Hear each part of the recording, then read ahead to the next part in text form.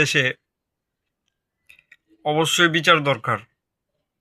আরে ভাই, এদেশে তো আপনি কত মানুষই মারা গেল, ছাত্র মারা গেল, আবরার মারা গেল, বিশ্বজিৎ মারা গেল, সাগর রুনি মারা গেল, নারায়ণগঞ্জের 7 খুন মারা গেল, শাপলা চত্বরে মারা গেল, বিডিআরে মারা গেল, কত কত হিন্দু ভাইদের সম্পত্তি খেয়ে ফেললো, কত কত লোককে রাস্তাঘাটে কুপিয়ে মেরে ফেললো, একটারও বিচার হয়নি।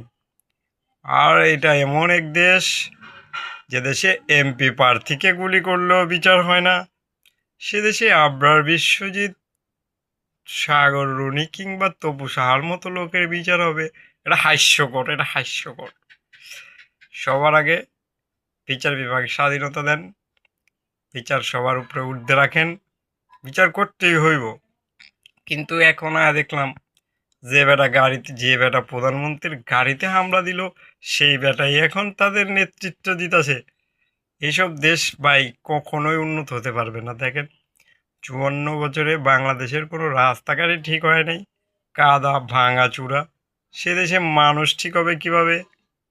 তো আমাদের স্বাধীনতা যে কেন হয়েছিল সেটাই বুঝতে পারতেছি না।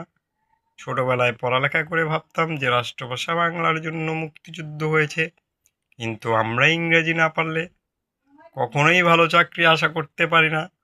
পশ্চিমাদের ড্রেস আপ না পড়লে কখনোই ভালো স্মার্ট হতে পারি না।